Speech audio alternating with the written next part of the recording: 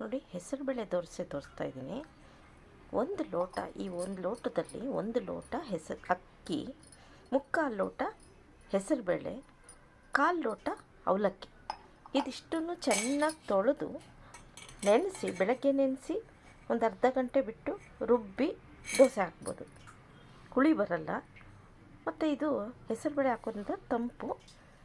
ಮತ್ತು ಈ ದೋಸೆಗೆ ಕೊತ್ತಂಬರಿ ಸೊಪ್ಪು ಚಟ್ನಿ ಆಗಲಿ, ಕಡಲೆಬೀಜದ ಚಟ್ನಿ, ಬಟಾಣಿ ಅಥವಾ ಅವರೆಕಾಳು ಉಸ್ಲಿ ಎಲ್ಲದಕ್ಕೂ ಹೊಂದ್ಕೊಳ್ಳುತ್ತೆ. ಎಲ್ಲದಕ್ಕೂ ಚೆನ್ನಾಗಿರುತ್ತೆ ಈ ದೋಸೆ. ಹೆಸರುಬೇಳೆ ದೋಸೆ ರುಬ್ಬಿದ ಮೇಲೆ ಈ ಥರ ಹಿಟ್ಟಾಗುತ್ತೆ.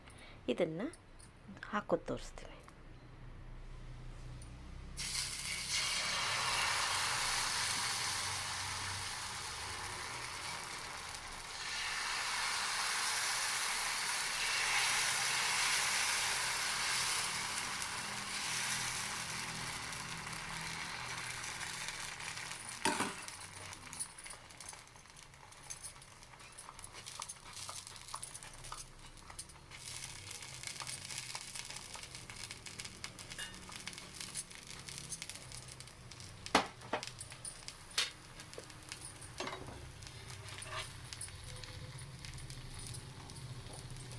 ಎಣ್ಣೆ ಹಾಕದೇನೂ ಹಾಕ್ಕೋಬೋದು ದೋಸೆ ಬೇಕಾದರೆ.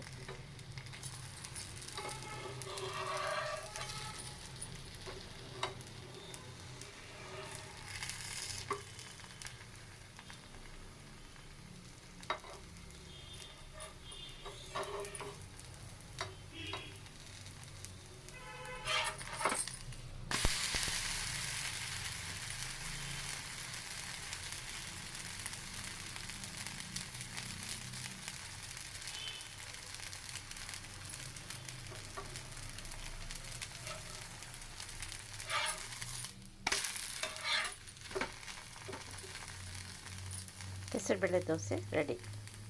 ನೋಡಿ, ಹೆಸರುಬೇಳೆ ದೋಸೆ ಎಷ್ಟು ಸ್ಮೂತಾಗಿ ಬಂದಿದೆ. ದೋಸೆ ರೆಡಿ. ಇದಕ್ಕೆ ಕೊತ್ತಂಬರಿ ಸೊಪ್ಪು ಚಟ್ನಿ ಚೆನ್ನಾಗಿರುತ್ತೆ, ಕಡಲೆ ಬೀಜದ ಚಟ್ನಿನೂ ಚೆನ್ನಾಗಿರುತ್ತೆ, ಉಸ್ಲಿ ಏನರಲ್ಲಿ ಬೇಕಾದ್ರೂ ತಿನ್ಬೋದು. ಎಲ್ಲ ಚೆನ್ನಾಗಿರುತ್ತೆ.